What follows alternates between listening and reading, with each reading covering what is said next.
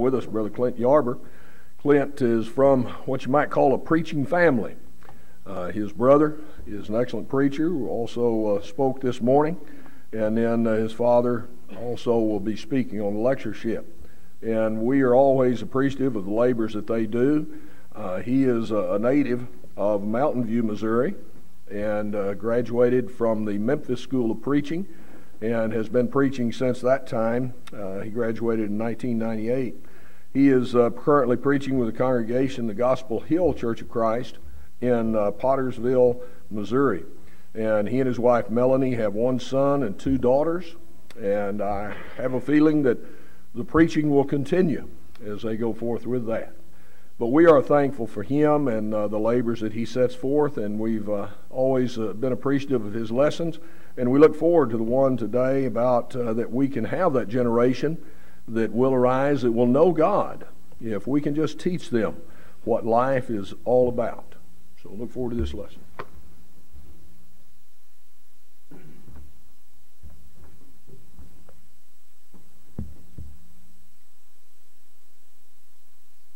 Two brothers were in their grandparents' basement playing ping pong, and the younger brother turns to the older brother. He asks him the question. He says, "Why are we here?" The older brother kind of looked at him strangely, and he said, "Well, we're here to visit Grandma and Grandpa." And he said, No, that's not what I mean. I mean, why are people on earth? What is life all about?" The older brother thought for a moment, and in all his wisdom, he said, "Well, life is all about getting married, having kids, getting a job and working, and I don't know, let's just play ping pong." You know, I often wonder if we aren't the same way. If we don't go about from day to day and forget to ask the question, what was today all about? What was the purpose of our being alive? What was the purpose of existing here upon this earth? And not only us asking ourselves that question, but forgetting to teach the next generation about what every day of our life here upon this earth is all about. Not just a Sunday or not just a Wednesday. You know, there's a man by the name of Solomon who pondered this very question, what is life all about? And thankfully for us, he didn't just ponder that question, he actually searched out the answer. The thing that I love about Solomon, maybe there's a little bit of me in Solomon, or I see myself in Solomon, not in the wisdom part certainly, but whenever he set his mind and his heart to do something, he did it all out. And I don't know if there was ever a man in the position that he found himself in to have the means to exhaust every possibility that he could humanly conceive of that might bring meaning to his life. And so he's the man who wrote in Ecclesiastes 9 and verse 10, "Whatsoever thy hand findeth to do, do with all thy might." And he did those things. He thought of things in life that might make him happy. He thought of things that this might be what life is all about, and he exhausted it to the utmost possibility to find out if that was going to bring meaning and happiness to his life. That's the book of Ecclesiastes. I mean, Solomon poured his heart into answering the question, what is life all about? He put in his time answering the question, what is life all about? He spent his money answering the question, what is life all about? And he invested his energy in answering the question, what is life all about?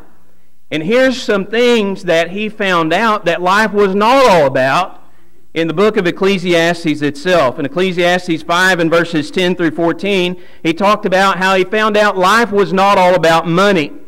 Now, the Bible tells us that silver and gold at Jerusalem during the reign of Solomon was as common as rocks or stones. And he found this out in that passage. He said, the person who loves money is never going to be satisfied with money. The person who loves money is never going to have enough of it. His income is never going to be high enough. He's always going to be saying, I need a raise, or I need a better job, or I need more income. And you know, he said, what benefit did I get from all this money? He said, I lost sleep over it. And then in the end, here's the saddest part about it. He said, you leave it all here. You don't get to take it with you. Is that what this life is all about? You know, getting all this stuff, and then you lose sleep over it, and then when you die, you have to leave it all behind? Surely that can't be what life is all about. Life is not all about earthly wisdom. Solomon spoke 3,000 proverbs. He knew 1,005 songs. He knew all about the plant life. He knew about the greatest plant, the cedars of Lebanon. He could tell you all about those. He knew about the hyssop that grew on the walls of Jerusalem. He could tell you about the smallest plant life too. And he understood animals and birds and reptiles and fish. He had an amazing grasp of earthly wisdom. So what do you do if you spend your time studying books like Solomon did? Now the Lord blessed him with a great mind, but make no mistake about it, much of his wisdom came from studying. What do you do after you've invested all that study and you learn about all these things? Well, you got to pass the information on, right? In order for your life to be meaningful, you don't just learn about it and die. And so he talked to other people about all these earthly things that he knew about, and he said, you know, I can't even explain to all of them. I don't have the time, so I'm going to write it down in a book. How many books you go have to write, Solomon? He said, making many books. There is no end, is there? I could never write. I could have 1,000 lifetimes and never write down all the earthly wisdom that I had gained. So it's not all about earthly wisdom. That can't be the meaning of life. To gain all this knowledge and then you can't even pass it on to the next generation. And it's not all about physical pleasure. Proverbs 23 and verses 29 through 35, Solomon pursued physical pleasure in a lot of different ways. One of them was women. Remember what I said? Whenever Solomon did something, he exhausted every possibility. So he had 700 wives. And I guess in Solomon's mind, he thought, well, that may not be enough. So I need 300 concubines to go along with that, 1,000 women. But yet I wonder how long it took him to figure out that's not going to bring happiness to your life, huh? So he said, I'll try wine. You know what he got from wine? He got sorrow, and he got strife, and complaints, and needless bruises, and bloodshot eyes. His physical sight was blurred. His mental perception was altered. He was unaware of danger that was laying right in his path. He became numb to pain, and plus he was addicted to it. And it took his money away from him. Is this what life is all about? Can't be. Well, then he talked about, in Ecclesiastes chapter 2 and verses 18 through 23, life is not all about working. He worked hard, and he built this great kingdom. But then he talks about, well, you know what happens when you work hard for all these things? You leave it to the next person in line, and they get to control everything that you put your effort and all your skill into, and then you have to worry and despair about it, that they might not really care about the empire that you built, and all you're going to get is grief and anxiety of mind. I wonder if Solomon knew anything about his two sons. Surely this is not what life is all about. Well, you can read the book of Ecclesiastes. It's just as much what life is not all about as what it is all about. And friends, I submit unto you that it is our job, when we teach the next generation to know God, we teach them what life is all about. One of the ways that we have to do that is by teaching them what life is not all about. It's not all about money. It's not all about physical pleasure. It's not all about earthly wisdom. It's not all about just working hard with your life here upon this earth. That is not what life is all about. But we read the conclusion that Solomon came to in Ecclesiastes 12 and verse 13. He said, let us hear the conclusion of the whole matter. Fear God and keep His commandments, for this is the whole duty of man. The two things that are the sum of man's being, what life is all about, Solomon said, number one is to fear God. Number two is to keep His commandments. And so when we teach the next generation what this life is all about, those are the two things that we're going to have to teach them about. What are we talking about when we teach the next generation to fear God? Well, the word fear in the Bible, at least as it's used many times in the Bible, doesn't mean the same thing as we would use it today.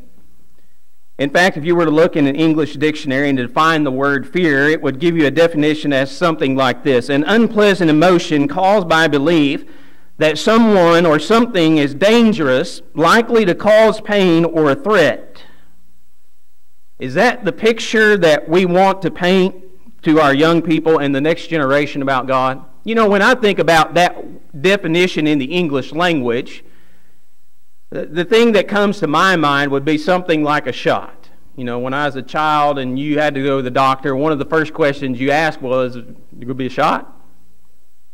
Because you knew that if there was a shot, that was a threat to cause you pain, right? And if there was a shot involved, it wasn't if pain was going to be involved. It was just when pain was going to be involved. Friends, that's not the picture of God. The picture is not if when pain is going to be involved. It's not when pain is going to be involved. That's not the picture that the Bible paints to us about the fear of God when it teaches us to fear Him. Not like the English language like we would think of. Incidentally, if you think I'm trying to be a little bit soft here, I'm not, because my subject tomorrow is the goodness and severity of God. So I'm going to steer a little bit away from that so I have something left to say tomorrow. Easton's Bible Dictionary elaborates on the fear of the Lord by saying this: it is, in the Old Testament, used as a designation of true piety, religion. In other words, you couldn't be a follower of God without it. It is a fear conjoined with love and hope, and is therefore not a slavish dread, but rather a filial reverence. Did you notice the definition? I love that, because when we think of fear, generally the only thing that comes to our mind is being scared, right? But this type of fear encompasses love and hope. And the dictionary tells us that it's like a filial reverence. I'm a country boy from the South. And so when I read that, I couldn't pronounce it, much less define it, so I had to look both up. What are we talking about? A filial reverence. Just talking about the way that a child honors their parents. When the Bible talks about fearing the Lord, that's what it's talking about. It's talking about the way that a child would have honor and respect for their parents. And don't you know that within the pages of the Bible, part of the way that the Bible explains to us our relationship to God is a parent-child relationship? You remember in Malachi chapter 1 and verse 6? I think I'm froze up here, aren't I? How far behind am I?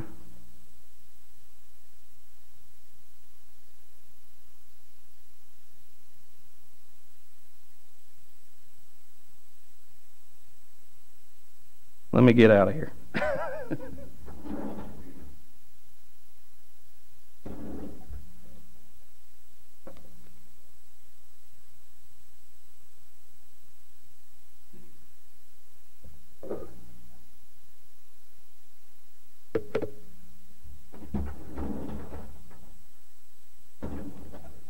Anyway, in Malachi chapter, I better not say that. I think the projector was just froze up because it was running up here. Does that make sense?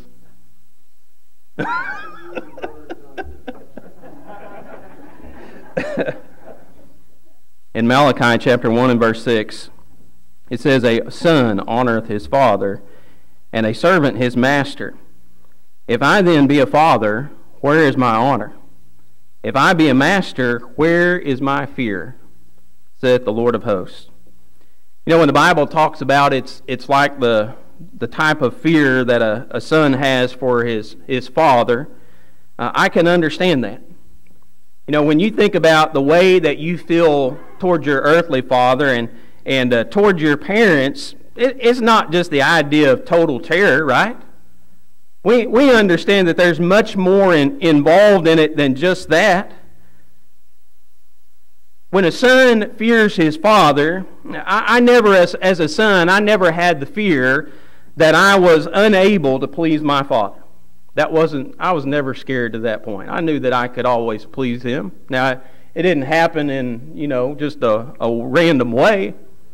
But I knew that I could, if he asked me to do something, I could do it. Or he wouldn't have asked me to do it.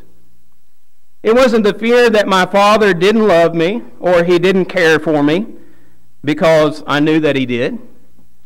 It wasn't even the case that, I was so scared of my father that I didn't want to be in the same room with him. No, that wasn't the type of fear that I had for my father. It wasn't the case that I didn't want to spend any time with him or I didn't want to go anywhere with him because he was dangerous or he was likely to cause me pain or he was a threat to me. No, the fear that I had for my father was a healthy respect and reverence for him. Now let me illustrate it to you in this way. It might seem like a strange illustration, but hopefully your mind is as twisted as mine. You'll get what I'm trying to talk about here. When you think about a clothes iron, how many people in the audience are scared of a clothes iron? I expected half the men to raise their hands. They don't want. There you go. Now, no, I didn't really. It's not that real. It's not anything to be scared of, right? It's interesting that some of I think most of the clothes irons that come out today, they don't have this label printed on the iron itself. But if you were to open up the instructions and go through it, part of what you would find in there is this label. It says, "Never iron clothes while they are being worn." You know why that label's on there, don't you? I can just picture in my mind's eye 2 college guys. "Hey, buddy, you missed a spot. Come over here for a second." Is a clothes iron a scary thing? I don't scream every time I see one, do you? Whenever my wife pulls one out in the home, I don't say, "Quick, kids, everybody hide, take safety, it's the clothes iron." Irons are perfectly safe, as long as I have a healthy respect for that being a hot object. If I don't respect that object can cause harm, that it can burn me, if I just sit and toy with it like there's nothing that it can do to me, then I am going to get injured, aren't I? It is going to be a threat to me. It is going to cause me pain. The Bible puts it this way in 1 John 4:18, "There is no fear in love, but perfect love casteth out fear, because fear hath torment. He that feareth is not made perfect in love." Do you know the only time, we're talking about the idea of being scared, which is the English word of fear. Do you know the only time that I was scared physically of my father? Do you know the only time that I believed that he was a threat to bring punishment upon me or to cause me pain? It was when either, number one, I didn't listen to him, or number two, I did something that he told me not to do. If I didn't do those things, there was no fear of punishment, was there? That's what the Bible's talking about here. Do you realize that the only time that man should be physically afraid of God is when we break His commandments? You think back to the picture of the Garden of Eden, the perfect relationship between God and man. This is how God designed it to be, right? This is how He wanted it to be. Is there any indication in the book of Genesis that Adam and Eve ran away from God before they sinned? You know, the implication is Adam heard God coming, didn't he?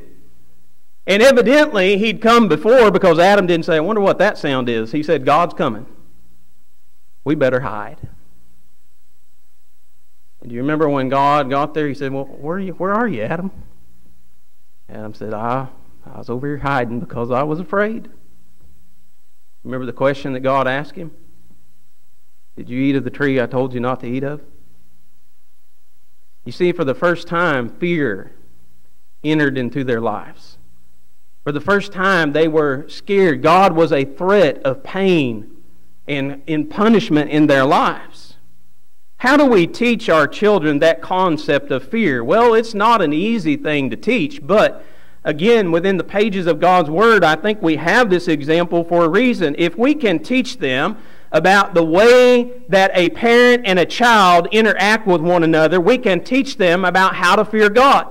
So think about some reasons. What are some reasons why we respected and honored our parents?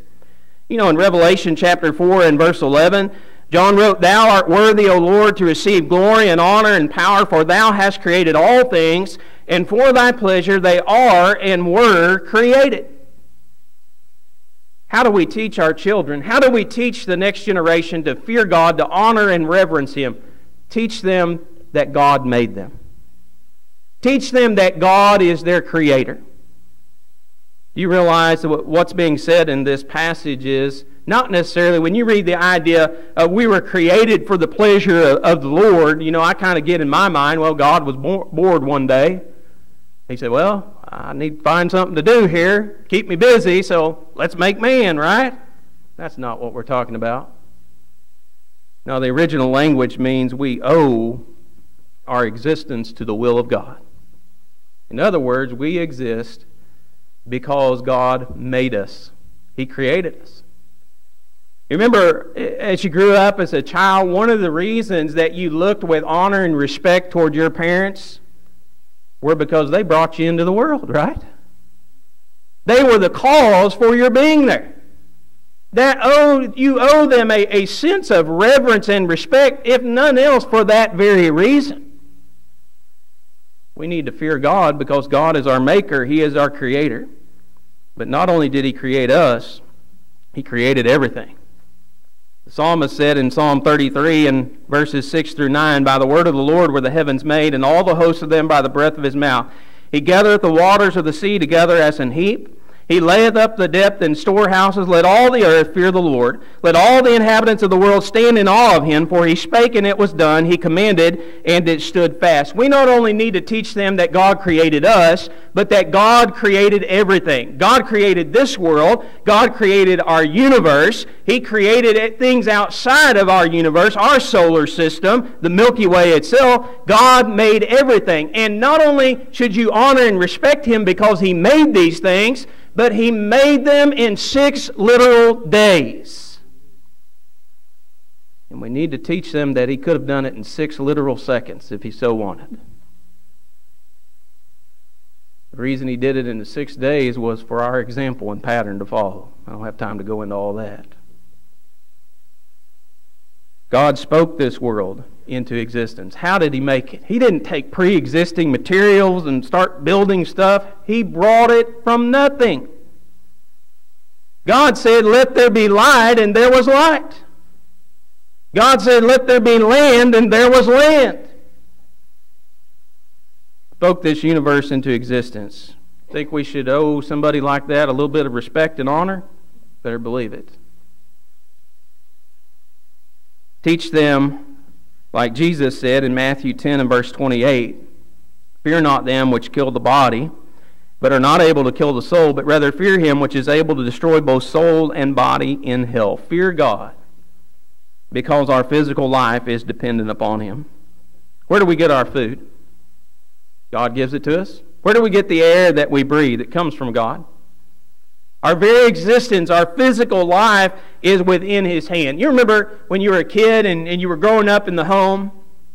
I think probably every parent and child usually go through a struggle sometime in their life where the wills of one another just don't coincide. And what the child thinks they should be able to do and what is best for them is not what mom or dad says they can do and is best for them. And usually the parent says something like this: "Whose roof you living under?" "Well, it's your house." "Whose table you eating at?" "Well, it's your table. You're providing the food. As long as you live in my house, and as long as you're eating my food, and as long as you're enjoying things I'm providing, you're going to do it my way."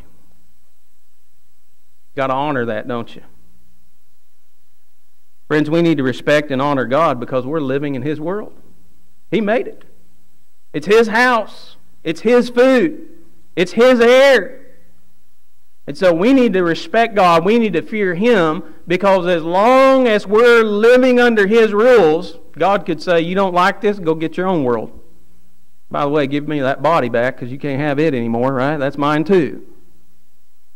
But as long as we're living in God's house, we have to respect and honor God's rules. That's what life is all about, friends. It's about fearing God. The second thing that is mentioned, of course, Solomon found the conclusion to his question about what life was all about, is to keep his commandments. Do you realize that the first part of this verse tells us what it is our duty to do? The second part tells us how to do it. It is our duty to fear God. Well, how do we do that? How do we honor and respect God? We do that by keeping His commandments, right? The very heart of our relationship with God is based upon obedience. Isn't that what John said in 1 John 2, 3 and 4? He said, "And hereby do we know that we know Him, if we keep His commandments. He that saith, I know Him, and keepeth not His commandments, is a liar, and the truth is not in him." If I want to have a relationship with God, I have to do what God says. I have to keep His commandments. And the Bible tells me if I say I have a relationship with God, but I don't do what He says, I'm a liar. Not telling the truth, am I? The very heart of my relationship with God is based upon my obedience. What is this life all about? About keeping the commandments of God, isn't it? You remember the story in the Old Testament about Saul?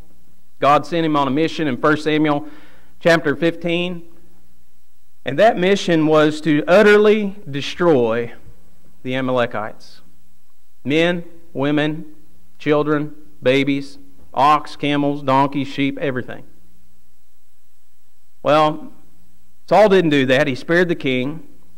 He allowed the people, at least that was his claim, to bring back some of the best animals from there. And you remember that Samuel the prophet, he's the one who gave him the message. He comes on the scene, and as soon as he comes on the scene, Saul had just built a monument to himself, set up this great victory that he had. You know, I did what God said. Remember this? I'm going to commemorate myself. As soon as he sees Samuel, he says, "The Lord bless you. I've performed the instructions of the Lord." Remember, Samuel said, "Well, what's this I hear, Saul? If you did what God told you to do, why do I hear the noise of animals behind you?" He says, "Samuel, you ought to see these sacrifices we got for God. Oh, they're great. They're the best sheep. And they're the best oxen. And God's going to love these sacrifices that we're going to offer to Him." And do you remember what Samuel said? You didn't obey. You didn't do what God asked you to do. But I've got all these great sacrifices to give to Him. But you didn't do what God told you to do. You remember what happened? The kingdom was taken away from him, wasn't it? You know what that illustrates to me? It illustrates to me that you can't have a healthy relationship with God and live in disobedience. In fact, Samuel asked him that question. He says, "As the Lord has great delight in burnt offerings and sacrifices, as in obeying the voice of the Lord? Behold, to obey is better than sacrifice, and to hearken than the fat of rams." In other words, if you just done what God told you to do, that would have been much more pleasing to Him than sparing these animals to sacrifice to Him. That's not what God wanted. You know how he knew that wasn't what God wanted? Because that's not what God told him to do. Notice what he says. He said, "You've rebelled against God." It's the same thing. What you've done, Saul, he said, is the same thing as committing idolatry. You might as well have gone out here and worshipped an idol, because you've disobeyed the voice of the Lord. You can't have a healthy relationship with God and live in disobedience. We must keep His commandments. It is our duty to teach the next generation. This is what life is all about. It's about keeping the commandments of God immediately. You remember that Saul, when he was on the road to Damascus, he met Jesus. He asked him the question. He said, what do I need to do? And he said, "Get up and get into Damascus, and there it will be told what you need to do." And Ananias comes, and he preaches the gospel to Saul, and then he says this, "You know what you need to do now. What are you waiting for? Why are you tarrying? Get up and do what God told you to do now, immediately." We need to teach the next generation that when God tells us to do something, you do it now. You don't wait. You don't procrastinate. You don't put it off. You don't make excuses. You don't drag your feet. You just do it immediately. That's what life is all about, isn't it? Life is all about keeping the commandments of God completely. Deuteronomy 11:22.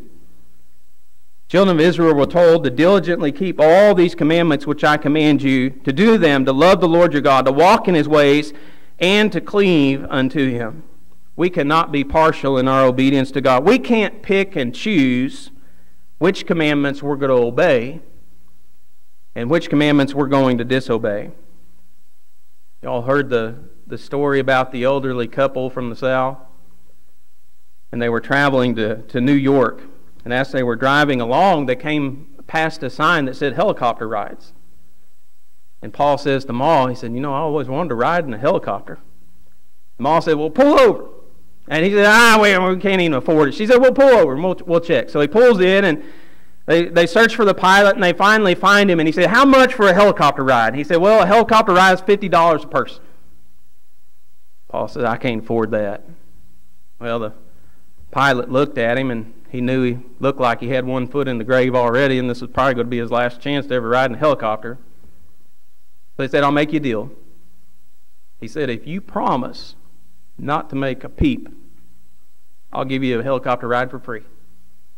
So Paul and Ma thought about it for a while, and they said, okay, we'll take you up on that offer. Well, as soon as they get buckled in, the pilot just goes straight up.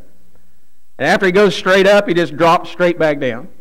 And after he came back down, he buzzed about 6 inches above the tree line for half a mile. And then he rocked the helicopter back and forth, side to side violently, sometimes almost turning completely upside down. And as he's landing the helicopter, gets on his headset and he says, well, sir, he said, I'm a man of my word. He said, I told you if I didn't hear a sound out of you two, I'd give you this helicopter ride for free. He said, you just got a free helicopter ride. Paul says, oh, I'm so glad. I almost had to say something when Ma fell out back there.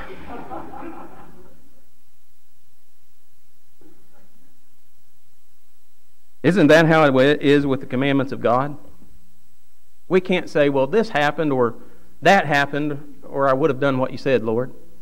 Paul couldn't have told the helicopter pilot, well, if you hadn't turned left so bad, I wouldn't have said anything. It wasn't going to work. It wasn't an if, an and, or a but in there, was there? Friends, when God tells us to do something, it's an all or nothing proposition. No ifs, ands, or buts. And delayed obedience or partial obedience is disobedience. And when I'm talking about keeping the commandments of God, I don't want you to misunderstand me here. I'm not talking about living sinlessly perfect. I'm talking about giving God all of our heart. I'm talking about giving God every area of our life. Friends, Jesus didn't die on the cross because we were perfect or we were going to be perfect. And I don't say that to encourage sin. I say that because that's a reality of it. Jesus died on that cross because we're imperfect. But I'll tell you what, you can give your will and your heart over to God, can't you? You're going to mess up at times, but give every area of your life to Jesus. Obey God completely. Life is all about keeping the commandments of God joyfully.